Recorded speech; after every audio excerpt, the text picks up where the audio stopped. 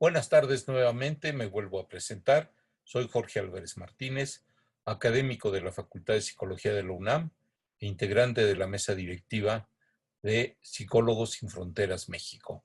En esta ocasión veremos la cápsula número 3 sobre las generalidades de la intervención en crisis y vamos a tratar de definir qué es esto de la intervención en crisis y conocer las técnicas generales y que se han venido aplicando ya de una manera recurrente y que han mostrado su efectividad ante una situación como la que estamos viviendo ahora de esta emergencia sanitaria.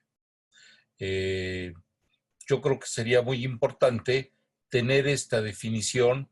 Es del 1996, es la clásica, es de Carl Schleicher, y a esta sí la voy a leer tal cual y voy a hacer algunos comentarios al respecto.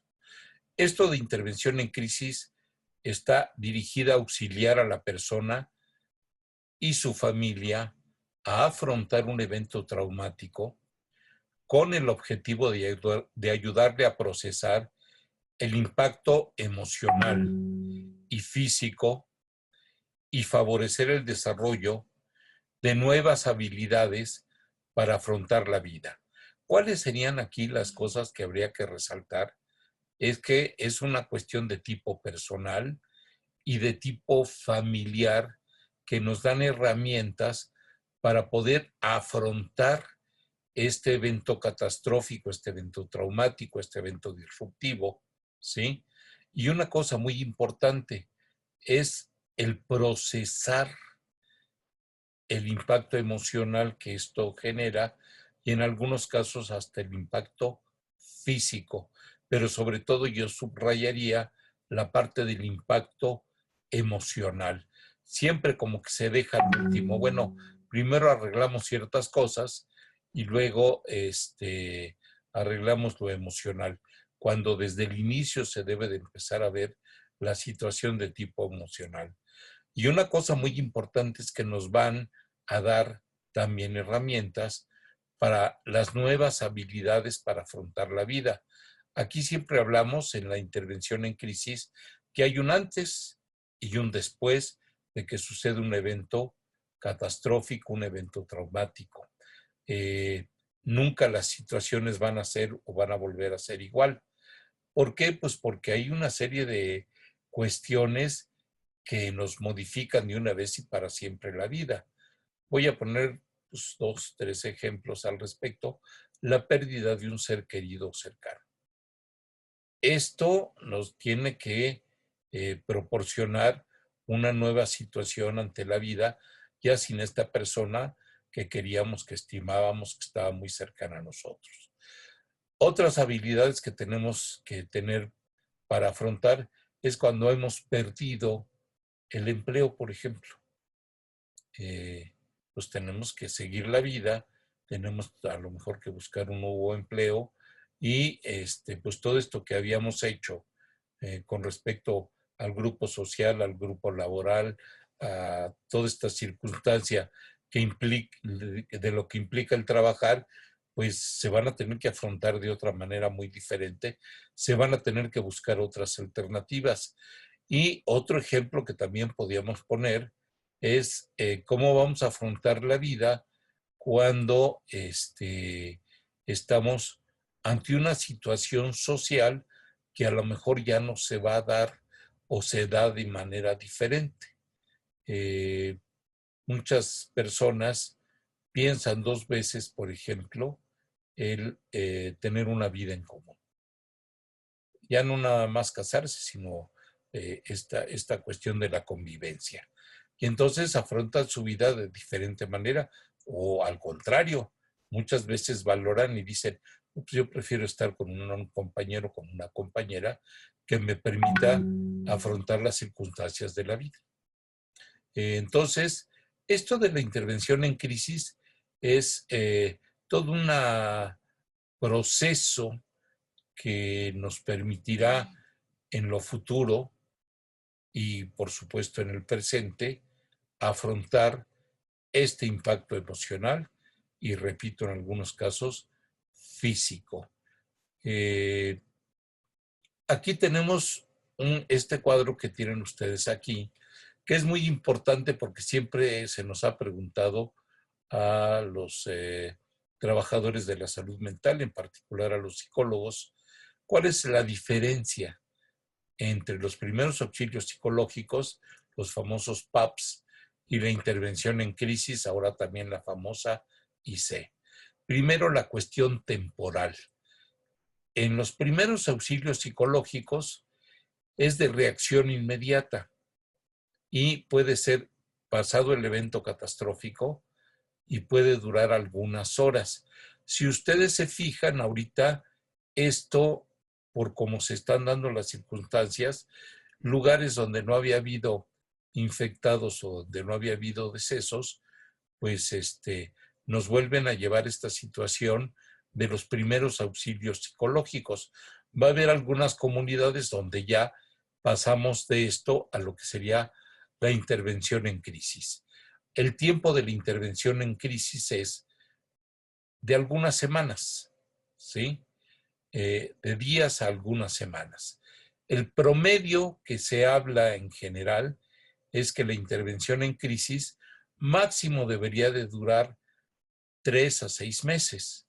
Sin embargo, por experiencias vividas que nosotros tenemos, sobre todo en la parte de los desastres muy asociados a las circunstancias de un sismo, de un temblor, pues muchas veces vimos cuando el temblor del 85, que esto tardó no poco tiempo, tardó muchos años. Se llegó a ver a personas que todavía seguían presentando secuelas emocionales años después y que cualquier evento que se relacionara con esto los alteraba sustantivamente. Tenemos el caso muy reciente del sismo del 17 y muchas personas apenas están de alguna manera afrontando esto exitosamente, cuando algunos de ellos, con algunos apoyos a veces del gobierno, a veces de instituciones altruistas, pues los reinstalan en un nuevo departamento, muchas veces en el mismo lugar donde se cayó, se fracturó el lugar donde ellos vivían. Y entonces la intervención en crisis, que es una cuestión de tipo emocional, siempre se habla de una reconstrucción, pero siempre pensamos en la reconstrucción de bienes muebles, ¿sí? Y acá nosotros hablamos de una reconstrucción de las emociones de la persona para que pueda afrontar lo nuevo a lo que se tiene que vivir. Entonces, aquí tenemos, repito, dos cosas. En los primeros auxilios psicológicos es la respuesta inmediata y es de breve duración. En la intervención en crisis, después de que pasaron estos primeros auxilios psicológicos, pues puede durar algunas semanas e insisto, ha habido casos en los cuales se ha prolongado a veces hasta por años. Regreso a la parte temporal de los primeros auxilios psicológicos. Por experiencia que tenemos, es que si nosotros logramos brindar estos primeros auxilios psicológicos, que como habíamos visto en la primera presentación que tuvimos, en el primer módulo, aquí tenemos que estamos en el estado de shock o en el estado de estrés agudo. Y esta circunstancia afrontada de inmediato permite muchas veces a la gente poder superar exitosamente esta situación catastrófica. La intervención en crisis se da generalmente cuando ya presentamos el trastorno de estrés postraumático. Como su mismo nombre lo dice, es postraumático, o sea, después de una situación en la cual lo que teníamos o con lo que enfrentábamos, las circunstancias, ya no nos funcionó y tenemos que reaprender toda una serie de cosas para poder superar esta situación crítica. vámonos con los primeros auxilios psicológicos al segundo punto. ¿Quién es quien debe proporcionar estos primeros auxilios psicológicos? Y aquí estamos hablando no necesariamente o de psicólogos o de psiquiatras o de personas que tengan alguna formación en cuestiones de comportamiento humano. Puede ser el padre de familia que dé estos primeros auxilios psicológicos. No necesita ser necesariamente un experto en esto, pero puede ser un agente que puede contener la emoción o puede guiar a la familia o de alguna manera puede los padres de familia pues ser el pilar y ser la guía de esta circunstancia que nos lleva muchas veces a la desintegración o al desajuste. Puede ser un policía que esté al cargo de una situación y que en un edificio de oficinas, muchas veces este policía, pues es el que, aparte de hacer el desalojo del inmueble, es el que guía con cierta autoridad, si es que la tiene y su personalidad le permite ser el guía o el líder de esto, es la persona que nos puede sacar de un lugar o nos puede replegar de un lugar con algunas posibilidades de éxito. Los clérigos, los sacerdotes, los ministros de culto, son gente muy importante que en estos primeros auxilios psicológicos, seguramente ustedes habrán visto algunos sacerdotes con su hábito dirigiendo el tránsito o dando palabras de confort en la banqueta a alguna persona que requiere en ese momento de esta cercanía y de esta guía y de esta escucha. Los abogados son muy importantes. ¿En qué aspecto ponemos aquí a los abogados? Desafortunadamente, cuando pasan pocas horas de lo que sucedió, pues ya en algunos casos tenemos decesos. Muchas veces los abogados nos pueden ayudar a estas cosas que tan engorrosas son de trámites legales, que ellos los conocen, lo saben, para ellos es coloquial, para ellos es familiar hacer estos trámites.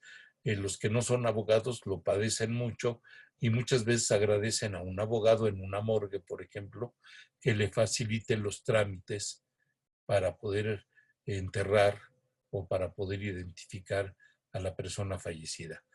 De los médicos, bueno, pues ¿qué les podemos decir? Ahorita son, junto con las enfermeras y los trabajadores sociales del sector salud, pues los héroes que están ahorita al frente de todo esto.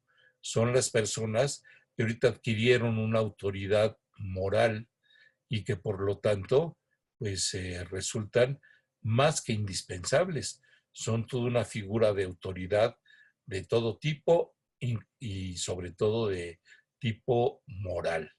Los médicos, las enfermeras, los trabajadores sociales, que con sus buenos oficios y con sus conocimientos, pues nos están ayudando ahorita a salir o a sobrellevar toda esta epidemia que estamos cursando.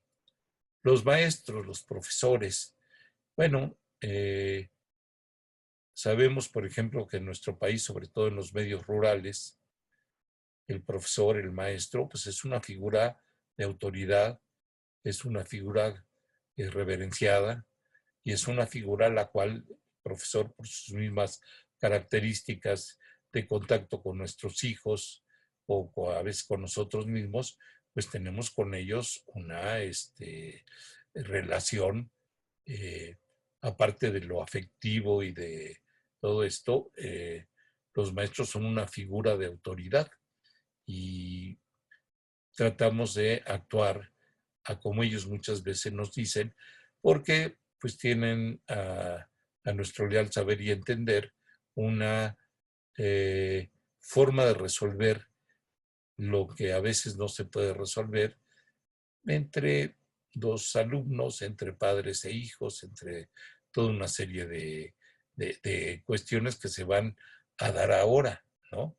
Y los maestros aparte, pues tienen esta situación de que ya no que no importe, sino que pasa a segundo plano la parte estrictamente académica para ellos volverse toda una guía y toda una autoridad moral. Los líderes estudiantiles, sabemos, esto lo vimos en dos eventos que han quedado muy puntualizados. Los líderes estudiantes, por ejemplo, en los sismos del 85, fueron fundamentales, y ustedes me dirán los líderes de las universidades públicas, no también de las universidades privadas. Hubo sendas fotografías de muchos diarios nacionales y extranjeros donde hay estudiantes haciendo la cadena para sacar escombro y se veía claramente que uno era de una universidad pública y otro de una universidad privada, pues por todo, por la vestimenta, por la actitud, pero pues estaban trabajando codo con codo, haciendo lo que tenían que hacer. Los supervisores, que a veces los tenemos siempre como capataces, y sin embargo los supervisores, eh, muchas veces ellos, por su trabajo y a veces por entrenamiento que tienen, saben mandar. Y en una situación de primeros auxilios psicológicos son los que pueden organizar una brigada de ayuda, una brigada de desalojo, o simple y sencillamente pueden generar cercos donde muchas veces es peligroso que esté la gente. Podemos seguir con otros integrantes de todo este grupo, pero es muy importante que no nada más se considere, en este caso, a los trabajadores de la salud mental, sino también a todos estos primeros respondientes que tenemos ahí. En el caso de la intervención en crisis, aquí sí hay una situación muy particular. Deben de ser psicoterapeutas y orientadores, que pueden ser psicólogos, psiquiatras, trabajadoras sociales o trabajadores sociales. Hay consejeros pastorales que tienen estudios de psicología o que se han formado de alguna manera en esto que en otras latitudes se llama la consejería al counseling famoso, ¿sí? Y que pues saben cómo guiar a un grupo de personas en esta consejería pastoral. Voy a poner dos ejemplos que son más o menos comunes. Los consejeros pastorales en las cuestiones matrimoniales y los consejeros pastorales que asisten algunas veces a platicar o estar acompañando a una persona que está cursando una pena en un reclusorio y que ya no lo visitan, ya no tienen ningún contacto social más que con sus propios compañeros, y que muchas veces el sacerdote, el pastor, eh, es de gran utilidad para ellos para poder tener otro tipo de comunicación. Las enfermeras y los enfermeros psiquiátricos pues también son muy importantes, sobre todo para una cuestión, si hay personas que deben de tomar ciertos medicamentos o personas que requieren cierta contención especial o requieren de la aplicación de algún medicamento inyectable, pues son fundamentales y son importantes, y también lo que se puede platicar con ellos, lo que eh, dentro de, muchas veces están muy ocupados, pero en general vemos que las enfermeras, y en particular las enfermeras psiquiátricas o los enfermeros psiquiátricos, pues son personas que no nada más aplican alguna cuestión muy puntual de su vocación y de su profesión, sino que tienen esta cercanía humana. Y aquí tenemos como último a los orientadores vocacionales o educacionales, que ahora pues se ha convertido en esta figura del tutor académico. Esto es aquel profesor que ante una circunstancia por la cual está pasando una persona, sobre todo, esto lo vamos a ver muy frecuentemente después de que pase toda esta situación de encierro, ellos van a ser un factor fundamental, los tutores académicos, para poder escuchar, poder orientar y poder tender puentes de cosas que los estudiantes requieren muchas veces para poder continuar su vida académica y sus estudios. Nos vamos a la parte del dónde, en los primeros auxilios psicológicos, en los PAPs. Esto generalmente se da en ambiente informal. Nosotros coloquialmente esto le llamamos la psicología de banqueta. ¿Dónde se da? Pues muchas veces en los pasillos de hospitales, en las bancas exteriores de la iglesia o en los lugares donde se da la catequesis, en algunos hogares que se improvisan para hacer este tipo de primeros auxilios psicológicos, donde muchas veces va la gente en una situación pues muy caótica, con mucho estrés, con mucho shock, y van a algunos hogares que se sabe donde hay pues, un plato de comida que le pueden ofrecer a uno. Las escuelas generalmente se vuelven refugios de las personas que desafortunadamente en su comunidad muchas veces donde ellos viven o están en muy malas condiciones o ya quedaron inhabitables y las escuelas sirven de refugio muchas veces. Los lugares de trabajo, ustedes me dirán cuáles serían esos lugares de trabajo. Eh, Voy a mencionar dos muy importantes. Muchas veces en los grandes centros comerciales hay áreas comunes o salones de fiesta o lugares de reunión que se improvisan precisamente como albergues. Y el otro son las líneas telefónicas de urgencia, que es lo que el fin de todas estas sesiones de capacitación que tenemos con ustedes, que se van a dar asesoría, se va a dar consejería, se va a dar orientación en estas líneas telefónicas de urgencia llamados coloquialmente call centers. En el caso de la intervención en crisis, que a diferencia de los PAPs, se dan en ambientes formales. Esto ya es en clínicas, en centros de salud mental, en centros de día, que es donde no hay internación, pero que se brindan atención psicológica, en consultorios y en oficinas escolares que generalmente son estas áreas de orientación educativa o de tutorías académicas. ¿Qué es lo que le da la formalidad? Pues el encuadre que requiere cualquier orientación de tipo psicoterapéutico y que permite tener sobre todo esta cuestión de la privacidad y que le permite a la gente poder expresar de la mejor manera que se pueda, pues todo lo que traen atorado ahí. Y entonces el ambiente donde se dan la intervención en crisis, si se puede, pues son en ambientes formales. Les voy a poner un ejemplo que no fue nada formal.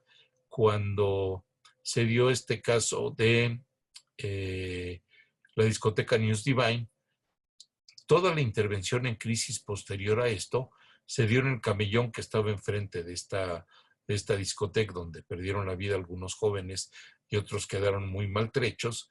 Y ahí, en este camellón, se fue armando toda una serie de atención de tipo psicológico, de tipo jurídico, de derechos humanos, educativos, de todo tipo, donde la gente recibía toda esta intervención en crisis en forma de terapia breve y a veces, muchas veces, de manera formal se hacía todo lo que se hace en una clínica, que es darle la hora a la persona, citarla la siguiente semana y pues tener un espacio temporal y un lugar donde atender a la persona. Las metas de los primeros auxilios psicológicos, regresamos a los primeros auxilios psicológicos, es fundamental restablecer el equilibrio. Y dos cosas que pues eran así muy generales, pero que son fundamentales para esto. Brindar el apoyo y darle contención a la gente. ¿A qué nos referimos con esto de darle contención? Que la gente sienta que se le escucha, que se le respeta, que se le orienta, ¿sí? Y entonces la gente empieza a tener este tipo de contención que, pues si no, está total y absolutamente a la deriva. Y la otra, que es muy importante, es mucha gente, cuando se está pasando por una situación por la que estamos pasando, va a tener la tentación de tener estos pensamientos recurrentes de tipo suicida. Mucha gente lo va a pensar, ¿ya para qué le sigo? ¿Qué caso tiene? ¿Sí? O yo no puedo hacer nada y me siento impotente ante esto. Y ahí lo que hacemos es que la gente pueda explayarse, pueda expresar todo esto que trae para reducir este riesgo suicida. Y una cosa que es importante, referir a la persona a una cuestión de atención especializada, un albergue para mujeres maltratadas, por ejemplo, o un lugar donde me puedan brindar una atención si es que yo consumo alguna droga y necesito una orientación especializada para este tipo de cosas, por solamente citar dos ejemplos. En el caso de la intervención en crisis, a diferencia de los primeros auxilios psicológicos, nuestras metas serán resolver la crisis, ¿sí? Sabemos que la crisis ya traía dedicatoria. Esto es, ya traíamos algunas cuestiones que la crisis terminó de sacar. Y aquí lo que hacemos es procesar y reelaborar el evento traumático en la historia de la vida del paciente. ¿A qué nos referimos con esta reelaboración de esta situación traumática? Es que pueda ubicar qué cosas le movió, qué cosas le hizo revivir este evento catastrófico y cómo puede afrontar y reelaborar esto que le pasó o en dónde está de alguna manera enlazado, engarzado con todo esto que le está sucediendo actualmente. Y por último, bueno, pues la palabra de moda. Vamos a fortalecer su resiliencia. ¿Qué quiere decir esto? Que le vamos a tratar de dar herramientas o le vamos a ayudar a buscar lo que esta persona trae para poder ser lo suficientemente maleable a lo que sigue de la vida. Muy bien. Tenemos que evaluar a la persona y a su problema. Esto es muy importante. Y las técnicas que tenemos sobre intervención en crisis nos brindan habilidades que si ya las tenemos, que si ya las poseemos, a lo mejor en este momento quedaron diluidas o las hicimos a un lado. Y entonces, si estas habilidades me han permitido hacer bien las cosas y son aplicables a la situación crítica que estamos viviendo, las podemos de alguna manera reflotar para que la gente pueda afrontar los problemas cotidianos. Y la otra también es una cuestión que pues se menciona mucho, pero que bien aplicado es una maravilla, la creatividad y la flexibilidad de la persona que interviene. Si estamos muy casados con una corriente psicoterapéutica o con una escuela psicológica o con un sistema de pensamiento eh, de tipo psicoterapéutico, pues aquí tenemos que ser, sobre todo en la situación de la crisis, de la intervención en crisis, muy creativos para poder establecer muchas veces o para poder usar cosas que aparentemente no se llevaban desde el punto de vista teórico o desde el punto de vista de que pues yo ya me casé con determinado tipo de intervención psicológica y que a las demás las veo como que muy menores o que no sirven. Yo creo que hay que hacer un poco esta cuestión de humildad para ver qué es lo que hace el otro, si el otro es humanista, si el otro es gestáltico, si el otro es cognitivo-conductual, si el otro es sistémico, si el otro es psicodinámico, qué me puede servir de lo que él hace o cómo me puede complementar lo que yo estoy haciendo con la persona que está en una crisis. Y ahí es donde les pedimos la flexibilidad del interventor para poder establecer lazos, para poder establecer puentes y para poder usar las diferentes formas de afrontar la situación de tipo atención psicológica en esta cuestión de la intervención en crisis. de alguna manera tenemos ciertos lineamientos que nos permiten que la persona que está pasando por una crisis pueda entender, pueda comprender qué es lo que está pasando. Lo primero que tenemos que hacer es ayudarle a expresar sus sentimientos. Yo quiero ser muy enfático en esto, de que si una persona que me llega a solicitar un apoyo psicológico, una intervención en crisis, o en el caso de las gentes que nos llegan a pedir, eh, esto no lo saben ellos, pero cae dentro de la parte de los primeros auxilios psicológicos, tenemos que ayudarle a expresar a la gente sus sentimientos. Nosotros sabemos que hay gentes que no quieren decir nada, que a la pregunta es, ¿le puedo ayudar en algo? ¿Qué le pasa? Pues la gente entra en un mutismo y dice, no, nada, estoy bien, ¿sí? Bueno, ser muy respetuosos de eso. Generalmente las personas cuando se les ayuda a expresar sus sentimientos, se desbordan.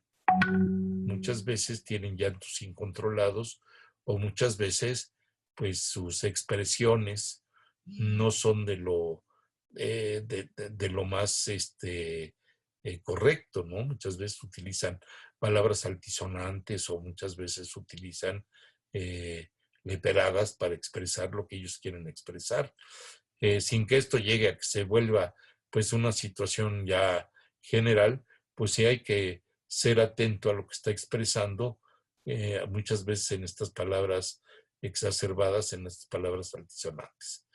Entonces, hay que ayudar a la gente a expresar sus sentimientos.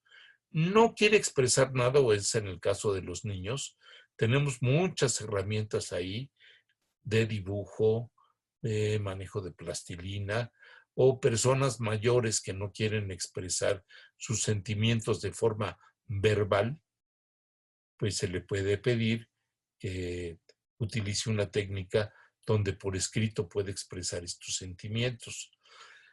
Si ninguna de estas cosas que les he dicho empieza a funcionar, pues a lo mejor lo que tenemos que esperar es que la gente pueda elaborar lo que está viviendo, lo que está pasando, porque si no también lo podemos llegar a molestar, porque pues, quieren estar callados, taciturnos, quieren, esa es la manera como ellos expresan sus sentimientos.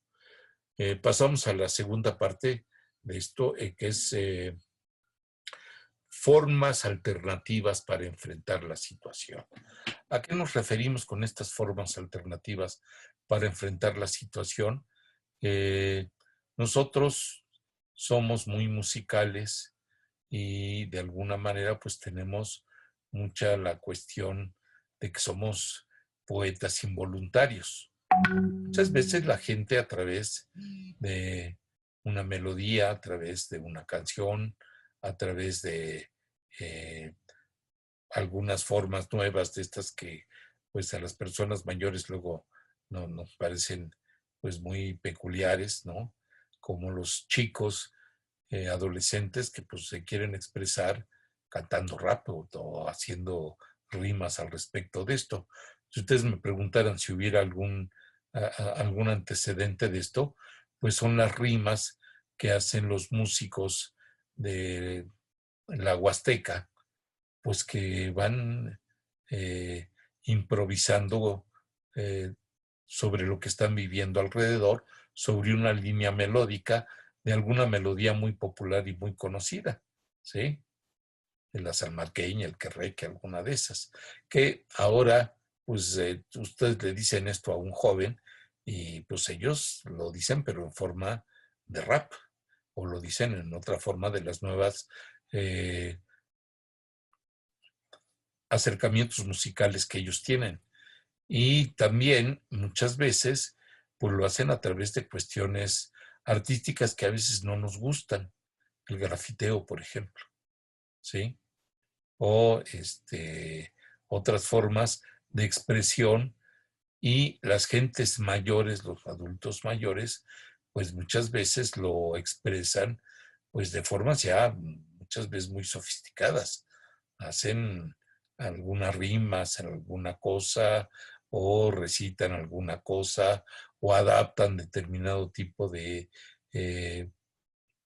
versos muy populares y le cambian el nombre, le cambian la circunstancia o le cambian los participantes. Y bueno, pues es una forma alternativa para enfrentar la situación. Otra forma que tenemos de esto es un círculo de lectura, de una lectura que a la gente le pueda ayudar a, de alguna manera, tener una válvula de escape. Y pues ya sabemos que hay piezas de la literatura populares, por cierto, no todo tiene que ser forzosamente literatura inglesa de altos vuelos o alemana o alguna cosa así, sino que con lo que tenemos, con nuestras formas literarias que tenemos para afrontar esto, pues a la gente le gusta. Le gusta, por ejemplo, toda esta cosa de los mitos, por ejemplo, el mito de la Llorona, ¿sí? O algunos mitos que tienen que ver alrededor de esto y que si se puede hacer una lectura de esta que llamamos lectura en atril, pues la gente le mueve determinado tipo de cosas. Hemos visto que en algunas comunidades rurales donde el castellano no es la lengua propia, la lengua materna, ellos hacen sus propios versos, ellos hacen sus propias obras de teatro en su idioma natal.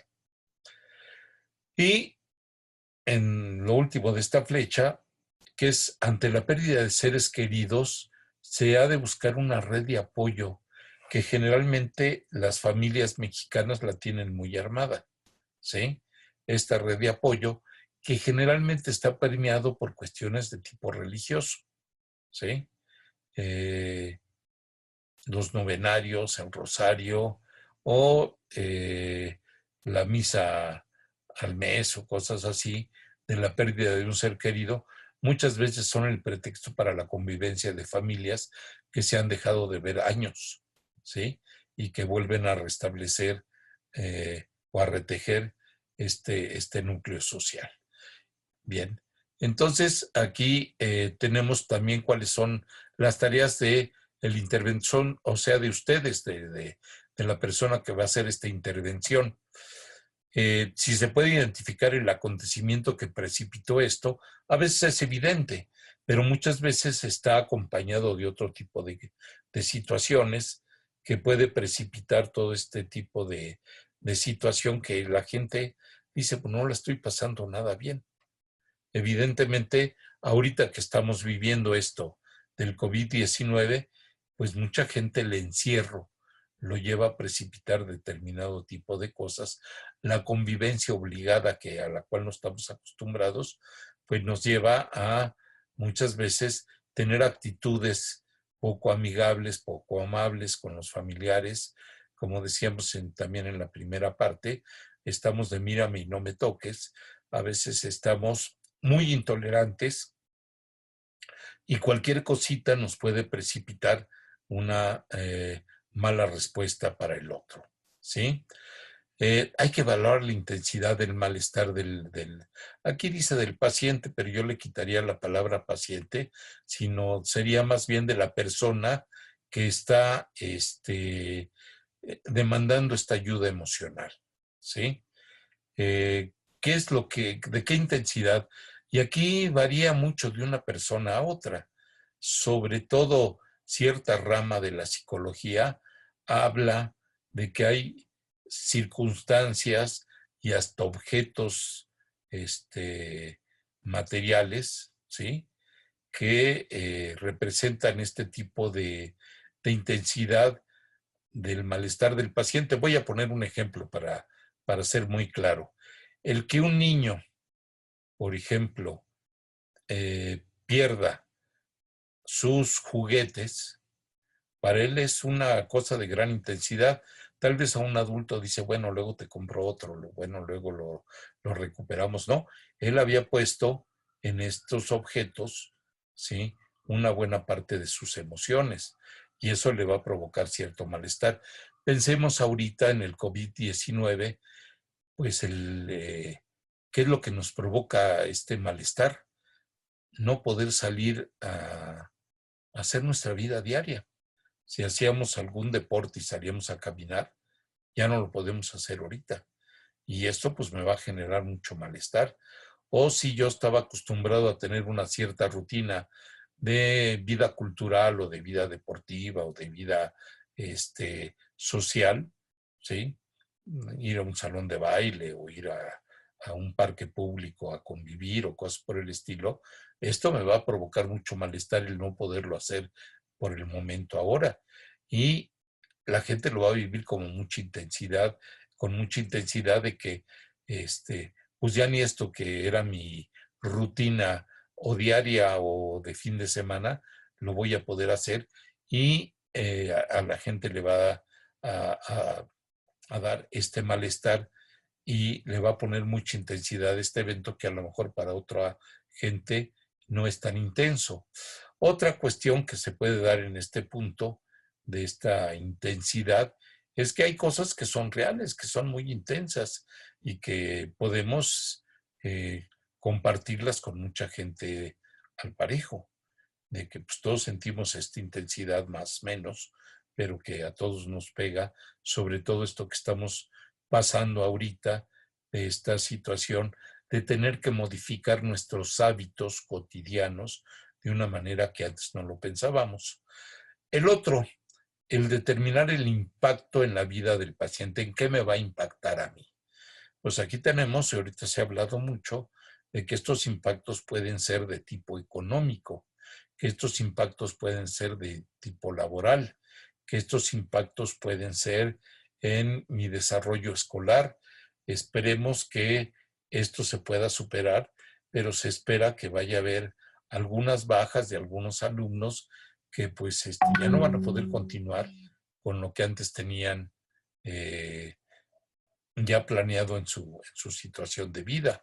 Y entonces hay que determinar el impacto que esto va a tener en la vida de las personas que están pasando por esta situación del COVID-19 y ver si el interventor de alguna manera le puede dar alternativas o le puede sugerir alternativas o le puede ayudar a encontrar alternativas diferentes que no había pensado. Y la otra que es muy importante de la tarea del interventor, de la persona que está acompañando a a las personas que están ahorita en reclusión, pero que al rato ya no lo van a estar, hay que establecer un plan eh, para aceptar a comprender este evento. Hay muchas cuestiones apocalípticas ahorita que están en las redes a tiro por viaje, o hay situaciones de que no, hombre, esto no pasa nada, no, al rato lo superamos, tú sigue haciendo tu vida, sigue saliendo, sigue haciendo lo de siempre, total, de algo nos vamos a morir, ¿no? Entonces hay que darle su justa dimensión para comprender este evento del COVID-19 que estamos viviendo ahora. Y pues estas tareas del interventor que nos queden muy claras, que es también un proceso, tiene un inicio y tiene un fin. A veces podemos pasar de un punto a otro, saltárnoslos y luego regresar al anterior, o simple y sencillamente, si no es tan relevante, tan importante, pasar del 2 al 4, por decirles alguna cosa. ¿Sí? La que sigue, por favor. ¿Qué es lo que debemos de considerar? El tipo de intensidad de la crisis que tenemos, la intensidad de esta crisis. Realmente, pues, sin temor a exagerar, creo que estamos pasando una de las crisis más intensas que hemos vivido todos. O sea, en este país, pues todos sabemos que siempre estamos en crisis porque siempre hay una situación que altera, ya sea a veces en lo geográfico, ya sea a veces en lo económico, ya sea a veces en lo político, eh, y pues ahora en lo sanitario, ¿no? Y entonces, eh, ¿qué intensidad tiene esta crisis por el COVID-19 que estamos viviendo ahora y qué tan intenso es? ¿Sí? Otra cosa que el interventor debería de considerar, las circunstancias, ¿sí? No lo va a vivir igual una persona que ya tiene muchos años a un joven que está empezando a ver la vida y pues va a decir, híjole, el joven, ¿no? Si yo apenas estaba empezando a tener, por ejemplo, una vida laboral o una vida de pareja, a una persona mayor que puede tener el temor de perder a su pareja o que él mismo ya no esté. Otro aspecto que es muy importante es el del espacio, ¿sí? Esto es, nosotros ahorita estamos confinados y se han hecho los chistoretes de que, pues ahora me voy un ratito a la sala, otro ratito me voy a la cocina, otro rato me voy a la recámara o al estudio. Y entonces los espacios se han vuelto muy limitados y, ¿por qué no decirlo? Para algunas gentes se pueden volver asfixiantes. Y entonces, bueno, pues eso es lo que hay ahorita, este espacio que nosotros podemos tener. O muchas veces son espacios en los que convive mucha gente. Estamos hablando de espacios de convivencia forzada, como puede ser un hospital, como puede ser un reclusorio. Y entonces, si de por sí está asfixiante la cocina, imagínense en un espacio de este tipo. Una cosa muy importante que debemos de considerar como interventores es que la gente tenga horarios fundamentales para sus actividades. Si se va a hacer ejercicio, bueno, pues que se tenga más o menos un horario fijo o cercano a. Si se va a ingerir alimentos a determinado horario, tratar de respetar este horario de actividades, incluso para la convivencia familiar o la convivencia con la pareja, ¿sí? Si uno tiene que estudiar o tiene que presentar informes o está uno haciendo pues una tesis o alguna cosa así por el estilo, hay que tener horarios para avanzar en esto que uno tiene. En el caso de ustedes, pues todos están ante una actitud que hemos llamado altruista solidaria, ¿sí? Tienen que tener horarios acotados. No pueden estar todo el día ayudando a la gente. La pueden ayudar en un horario y lo demás, pues buscarse qué hacer para poder hacerlo mejor al día siguiente o a los 2 días siguientes. O si uno dice, no, yo nada más puedo dedicar mi tiempo a esto solamente el fin de semana o determinados días en determinado horario, ser estrictos en el horario, flexibles cuando la situación lo requiera. Cuando lo requerirá, pues cuando uno está con una persona que tiene ideas suicidas o cuando estamos con una gente que tiene una depresión tremenda y que, bueno, es eh, sería muchas veces para algunas corrientes, sobre todo clínicas, de manera muy tajante y muy lacónica cortarle a una persona que pues nunca había hablado y que ahora habló, ¿sí? Pero acotarlos en el tiempo. Les quiero recordar que una parte importante de, de la efectividad en la terapia o en las intervenciones psicológicas de la escuela que quieran es que hay un horario de inicio y un horario de fin. Y si esto se respeta, lo han estudiado muchas personas que hablan de la efectividad en las terapias, ¿sí? Es esta cuestión reeducativa que uno tiene, en la cual este horario de actividades, que sea que horas entro, sea que horas salgo, sé que me respetan el día que me dijeron que me van a dar este horario de 15, 20 minutos para hablar de lo que me está aconteciendo. Y entonces estas personas saben que tienen un horario para este tipo de actividades y también uno tiene que tener este horario para el desgaste natural que implica esta actividad de ayudar al otro, pues sea de alguna manera acotada en el tiempo y no desgastarnos o quemarnos innecesariamente. ¿Qué otro tipo de cosas tenemos que considerar aquí? el tipo de víctima. Esto es, pues aquí son cosas muy importantes. El género de la persona, la edad de la persona, también el grado de cultura que pueda tener esta persona o que no la tenga. Todos estos elementos que a la víctima se va a sentir que va a ser entendido y va a ser escuchado. Y la otra es también el número de víctimas. ¿Cuántos podemos atender en un turno? ¿O cuántos debemos de atender en un turno? ¿Sí? Hemos visto en algunos centros de atención telefónica o de intervención presencial, pues que hay gentes que quieren atender a todos. Y pues tampoco está bien eso. Tiene uno que tener un determinado número y esto lo van a ver con las personas con las cuales tengan supervisión de tipo clínico, los que tengan la supervisión de tipo clínico o la supervisión logística, ¿sí? ¿Cuántos? Muchos, pocos.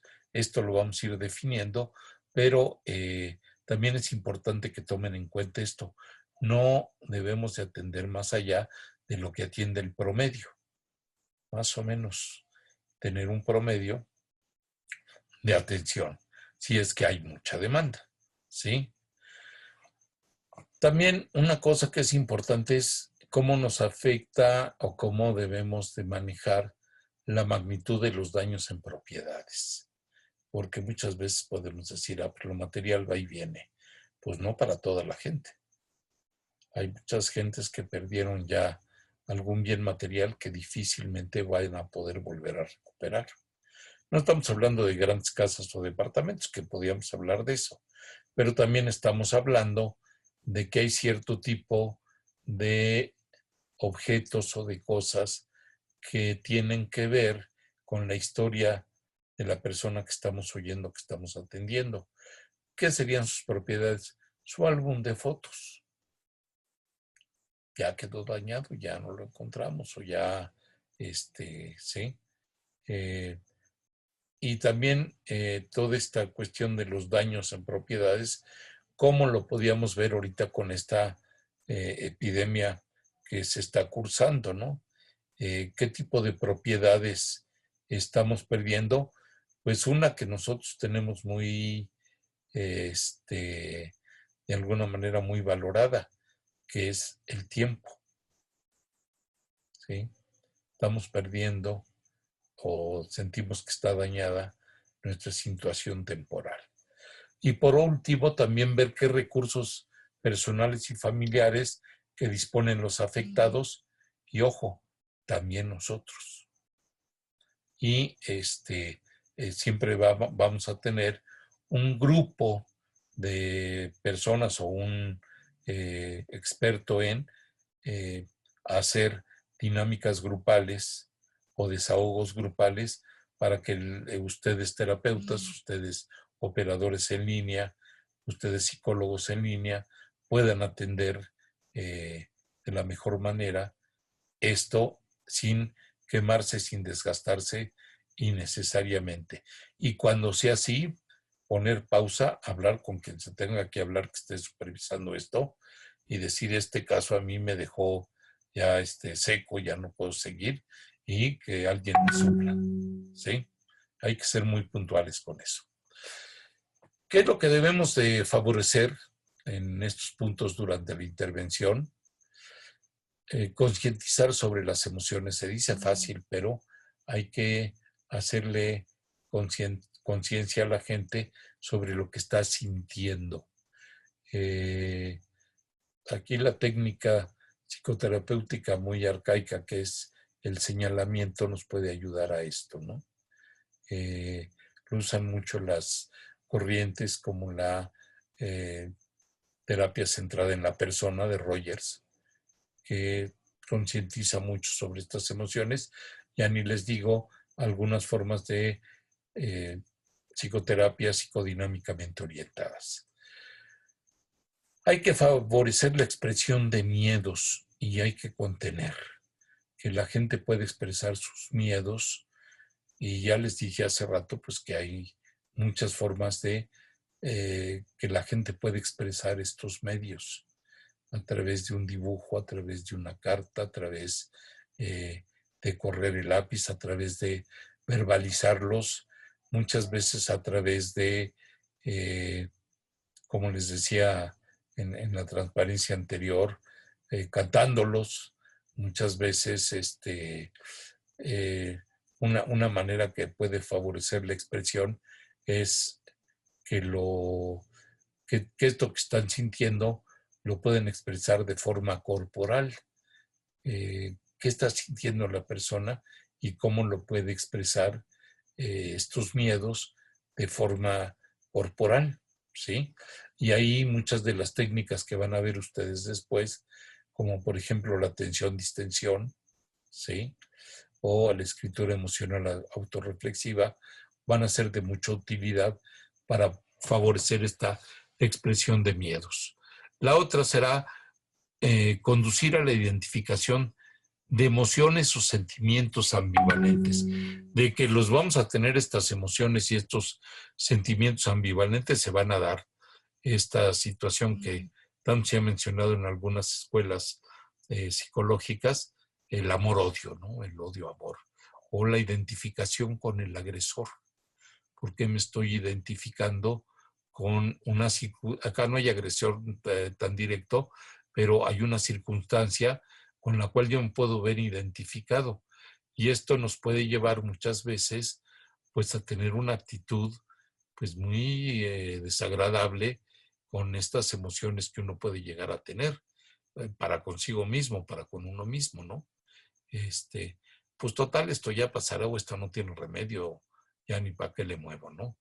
Y se van a dar este tipo de sentimientos muy ambivalentes que uno después, cuando uno valora cómo tenía uno estos sentimientos, que se dan de una manera que uno se percata, que no se da uno cuenta, ¿sí? Y entonces, eh, cuando uno empieza a entrar en razón, estos sentimientos ambivalentes se empiezan a aclarar. La otra es ayudar a establecer prioridades. ¿Qué es lo prioritario? Muchas veces cuando uno está pasando por este tipo de situaciones como las que estamos viviendo ahora, uno no puede establecer prioridades. ¿A qué me refiero con esto? Pues tengo un dinero que gano por semana o por quincena, si es que lo tengo, ¿sí? ¿Qué es lo que hay que establecer como prioridades y respetar esa prioridad? No, pues ahorita lo que urge es pagar la luz, porque si no, no la van a cortar. O lo que hay que establecer también como una prioridad es, pues, estar cerca de los chicos ahora de una manera como antes no los estábamos. Tenemos que aprender a establecer dentro de estas prioridades cómo se comunican ellos y cómo podemos nosotros establecer como una prioridad puentes de comunicación con nuestros hijos o con los adultos mayores. Siempre nos quejamos que los viejos eh, somos muy dados a contar la misma historia muchas veces. Y el típico, ay, mi papá, o ay, mi mamá, o ay, mi abuelito, ya va a empezar con su rollo, ¿no? Y bueno, pues para ellos, que es tan recurrente, no tienen mucho que contar. ¿Cómo se puede establecer cierto tipo de prioridades? Pues muchas veces uno empieza a descubrir que dentro de ese discurso recurrente, ¿sí? Dentro de este eh, mismo discurso, uno puede a veces llevarlo por algún atajo donde pues sí nos puede llevar a contar cosas que nosotros no sabíamos que esta persona vivió o padeció, o hasta pueden inventarlo también, ¿sí? Eh, Dentro de todo esto, ¿sí? Hay que ser muy realista. ¿Cuáles son las estrategias de solución de lo que vamos a tener con los recursos de los que disponemos? Porque luego nos da aquí por tener, no, pues vamos a hacer, vamos a tornar, ahora que termine esto, vamos a a poner un negocio como nunca lo hemos puesto, que no sé qué. Hay que ser muy realistas, ¿sí? ¿Con qué contamos y qué podemos hacer con eso? Muchas veces esto nos puede llevar a una situación prácticamente de que, uy, pues no tengo nada o no he hecho nada o no tengo recursos, ¿no? Aquí hay que ver cómo se pueden establecer estrategias de solución ante esta cuestión, ¿no? ¿Con qué cuento? ¿Con qué no cuento? ¿Qué puedo hacer realmente y qué no puedo hacer? ¿Dónde están mis limitaciones? ¿Sí? Para ser realistas, porque si quiero hacer ahorita lo que no hice durante 20 años y que ahora se me ocurrió que sí lo podía hacer, habría que ver si todavía cuenta uno con recursos de todo tipo, físicos, emocionales, cognitivos, para poder hacer las cosas. La otra, que es fomentar la búsqueda y aceptación de ayuda de otras personas. Generalmente, muchas veces no tenemos confianza en otras personas. Nosotros como interventores tenemos que hacer que la gente nos acepte, establecer buenas migas con el otro. Hay que tener, y esto lo sabemos, si es que llevamos alguna materia como técnica de la entrevista, ¿sí? Cómo establecer estos vínculos y cómo poder llevar a cabo de alguna manera esta cosa que algunas escuelas le han llamado el rapport, ¿sí? Esta facilidad para podernos conectar en la longitud de onda del otro, ¿sí? Y también tener esta cuestión de que si nos dan ayuda o si nosotros proporcionamos esta ayuda, buscar que la gente que esté del otro lado me acepte. Hay que ser muy puntuales en esto. Si sentimos que la persona que nos llamó o que si es presencial la cosa no me acepta y que ya lo intenté varias veces, hay que derivar. No, nos creamos que podemos de todas y con todos, ¿no? Muchas veces hay gente, pues, que no estamos en su longitud de onda, que no le caemos bien y que pues hay que asumir esto de que no somos monedita de oro, ¿sí? Otra cuestión importante es fomentar su adaptación mediante la estructura diaria. Muchas veces en esto tendemos a desestructurarnos. Hace rato estaba viendo que en algunos países europeos, ¿sí? Lo común está siendo ahorita que la gente está saliendo desnuda a la calle. Ya se desestructuró de todo a todo y andan encuerados ahí a media calle y pues, los policías ni se les acercan porque pues, saben que ya perdieron la cordura o que están chiflados aunque sea momentáneamente y hay que reestructurar a la gente. ¿Cómo lograr esta adaptación y esta estructura diaria? Pues ya lo dijimos hace rato, hay que establecer prioridades, hay que identificar emociones que puedan ser negativas, hay que revisar estos sentimientos ambivalentes, hay que poder expresar los miedos que uno tiene, hay que dar soluciones reales y hay que aprender a aceptar la ayuda de otras personas. Esto nos va a reestructurar, nos va a permitir tener una estructura con la cual nosotros podemos afrontar exitosamente esto. Y por último, comprender, definir y ordenar los acontecimientos del mundo. ¿Hasta dónde puedo yo definir y ordenar estos acontecimientos? ¿Qué parte me toca? ¿Qué granito de arena puedo hacer al respecto? ¿Sí? Para poder ordenar los acontecimientos del mundo, de mi mundo y del mundo del otro. ¿Sí? ¿Cómo puedo comprender al otro? A lo mejor hay cosas del otro que no me gustan y que nunca las he querido comprender. Y ahora tengo que convivir con esta persona 24 horas, me guste o no me guste, ¿sí? Y entonces, pues tenemos que hacernos de alguna situación para poder entender y comprender al otro. Eh, Ordenar los acontecimientos. Muchas veces los acontecimientos son indefinidos y son caóticos. Entonces, si le empezamos a poner orden a los acontecimientos, pues vamos a tener una mejor comprensión de estos. Pues esto fue en general algunas reflexiones sobre esta cuestión de los primeros auxilios psicológicos y la intervención en crisis. Espero haber sido claro, y si no, acuérdense que vamos a estar en línea, que vamos a estar eh, en algunos foros donde se pueden hacer preguntas muy puntuales sobre esto que estamos glosando aquí. Que tengan buena tarde, noche, y nos veremos pronto.